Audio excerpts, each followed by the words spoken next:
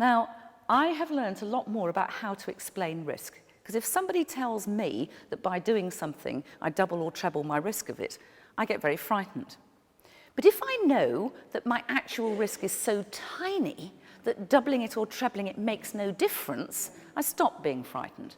So I explain this to girls and women by saying, do you still buy a lottery ticket at the weekends? Some of us still do. We still have some kind of faith. Okay, if you buy a lottery ticket at the weekends, I can double your chance of winning the national lottery this weekend by giving you another lottery ticket. What's your chance of winning? It's still nil. It's actually made no difference. And at the time the trial was stopped early, because of these terrible increased risks, they'd already found a 37% reduction in bowel cancer, a reduction of hip fractures by 1/3, and a reduction in total fractures by 24%. But of course, none of us were listening by that stage. We'd listened to the 41% increased risk of stroke, and we were all panicking. But what does this actually mean? Let me show you what those statistics actually mean. The 26% increased risk of breast cancer is this. It's an increase from 30 to 38 women per 10,000 women per year. And that is a 26% increase. And that is what we had always known, that any woman who chooses to use HRT stays at the same risk as she would have been of breast cancer if her own ovaries had gone on functioning. For each year of use, you're at exactly the same risk as if your ovaries were still there rather than being postmenopausal. That is what that risk is. The 29% increased risk of heart attack was an increase from 30 to 37 women per 10,000 women per year. The 41% increased risk of stroke, which was the one that was the death knell of this trial, and therefore the death knell of HRT for women, mainly in the UK, but also in other countries, was an increase from 21 women to 29 women per 10,000 women per year. And double the risk of blood clots was simply this: 18 more blood clots per 10,000 women per year, 8 of which will be pulmonary emboli, the clots in the lungs, and your risk of dying from that is about 1%. Overall, and I think this is the most frightening thing, in the women who were on the HRT, if we compare them with the women who were on the placebo, when that trial was stopped because of this huge increased risk, there was no difference at all in death rate from all causes in the two groups. So that's interesting. Now I'm going to talk a little bit about breast cancer, because I know that 1 in 9 of us will develop it, and I know when I talk to an audience of women, I am talking to women who have breast cancer. So what do we know about HRT and breast cancer? Well, this may look like old data, but it is what we know. We know what I said earlier, that in fact for each year of HRT use, we stay at exactly the risk we would have been if our ovaries had functioned for a year. And we can add it up.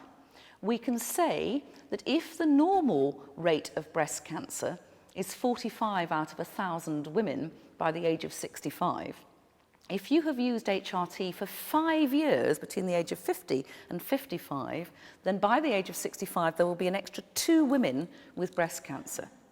Now the problem with that is that all 47 of those 1,000 women who've been on HRT and have then gone on to develop breast cancer will blame the HRT. It's natural, it's psychological. We think, my goodness, I used that HRT and I've got breast cancer. 47 would have developed it anyway. So it's a very difficult thing to tease this all out. But in fact, we're now getting more data to help women put it into perspective.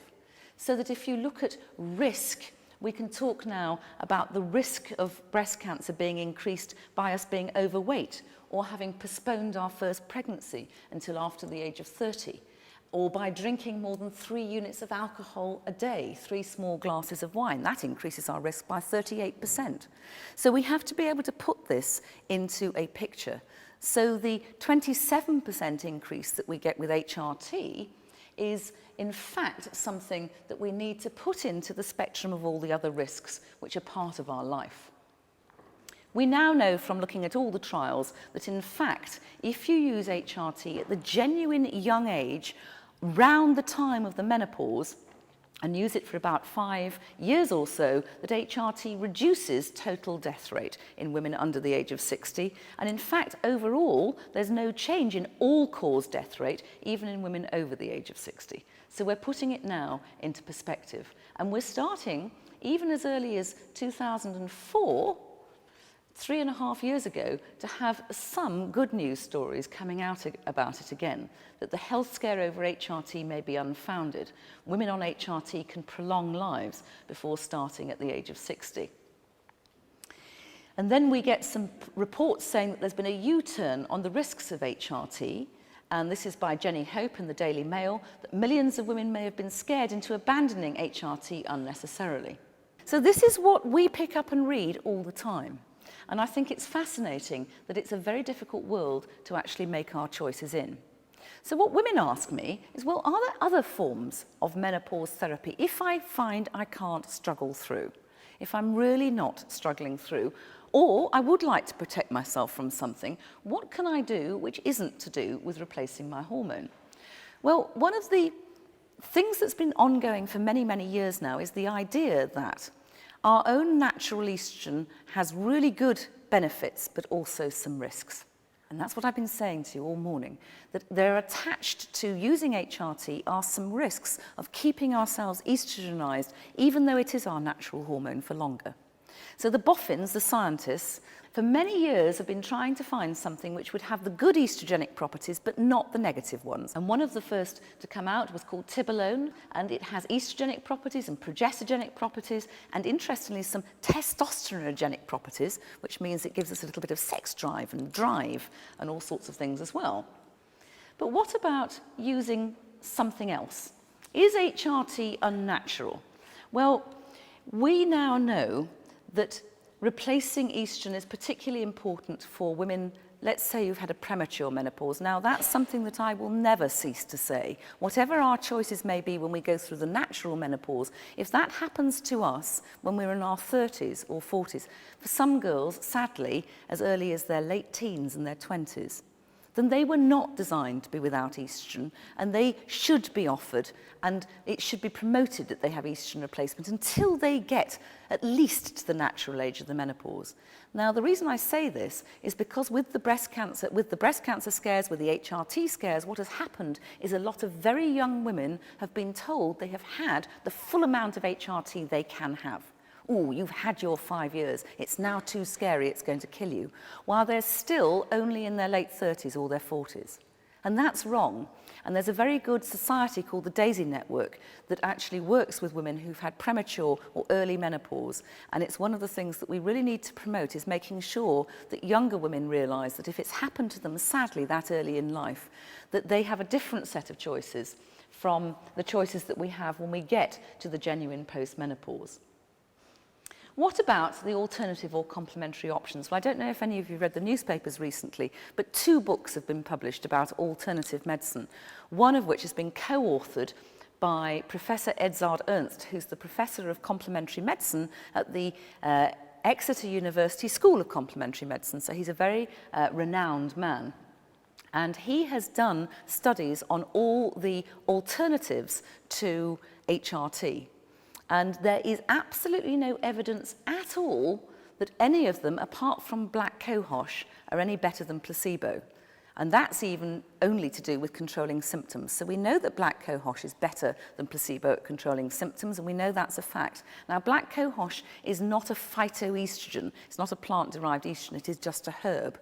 And one of the problems is we don't know about its long-term safety data, and we're not certain whether it might not have an effect on the liver in some women as they get older.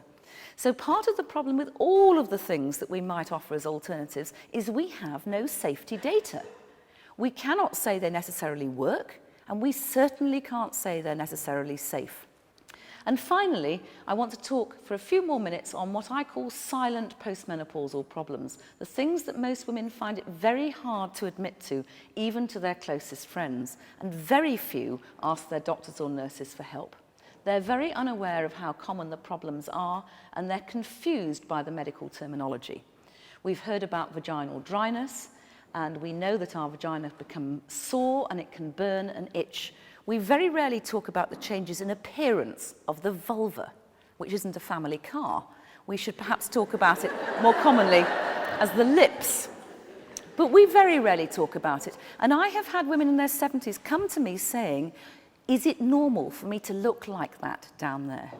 Very, very worried about the changes in the appearance, because we know about the changes in our face and we don't necessarily like them, but we're not American. We don't all rush off and have them plumped full of various things. But the same changes happen in the lips down below.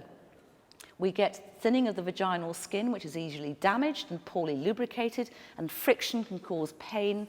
And it's not just sex that can become painful. Normal daily activity, like trying to walk when your bits are rubbing and your undercarriage is rubbing on your pants, can cause huge problems and grief for a lot of women. So, of course, we get embarrassment about sex, but we also get problems just in normal daily life. And one of the things which is very, very traumatic for a lot of women as they enter the postmenopause and go through it is I've had quite a few clients who have been really worried about the fact that because everything is altering down below and everything is sort of withdrawing, the clitoris can actually become exposed. And so they can find that they're rubbing parts of themselves they really do not want to be interested in any longer at all.